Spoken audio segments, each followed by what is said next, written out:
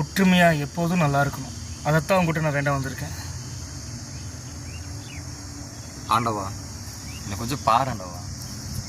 வானத்தில் எத்தனையோ நட்சத்திரங்கள் இருந்தாலும் அதில் ஒரு சில நட்சத்திரம் மட்டும் பிரகாசமாக மிளிரும். அந்த மாதிரி திரைத்துறையில் என்னையும் ஒரு சிறந்த நட்சத்திரமாக மிளற வையப்பா. என்னை பாரப்பா. ராமு, இந்த கண்ணு கெட்டின துருவரைக்கும் பார்த்தியா எவ்வளோ ரம்மியமாக இருக்கு. ரொம்ப சிறப்பான இது. இந்த மாதிரி லைஃப் நான் பார்த்தது இல்லை. இங்கே ஒரு ஷார்ட் ஃபிலிம் எடுக்கிறோம். சரியா? ஷார்ட் ஃபிலிம் எடுக்கிறோம். இது பிரகாசமாக இருக்கணும். பார்த்தா பயங்கரமாக இருக்கும். சரியா? சொன்ன மாதிரி இந்த இடம்லாம் இத்தனை நம்ம கண்ணில் படாமல் போச்சு. இத்தனை கண்ணில் படவே இல்லை.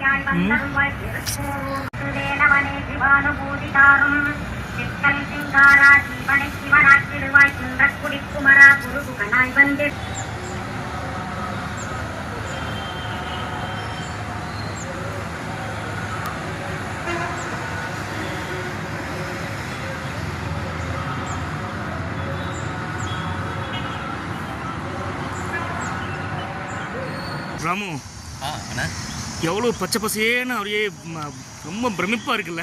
அண்ணா ஆமாண்ணே.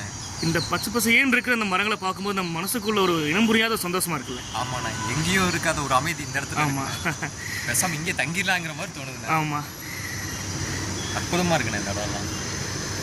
பாரு, கோயிலுக்கு வந்து எல்லாம் நல்லா இருக்குன்னு சொல்லி சாமியை கும்பிட்டா நான் இப்படித்தான் இருப்பேன்னு சொல்லி இங்கே பிச்சைக்கார உட்காந்துருக்கான். இவங்களை பார்க்கும்போதெல்லாம் நம்மளுக்கு அப்படியே என்னோட மூடே அப்செட் ஆகுது. செக்.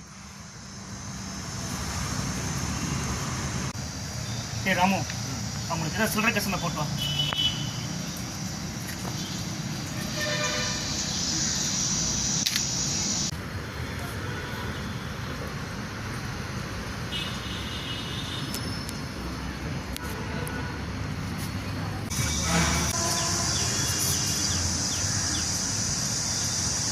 முத்துண்ணா, உங்க போலீசாமியார்ண்ணா, இவனுங்களை நம்பி காசு கொடுக்க சொன்னேண்ணா.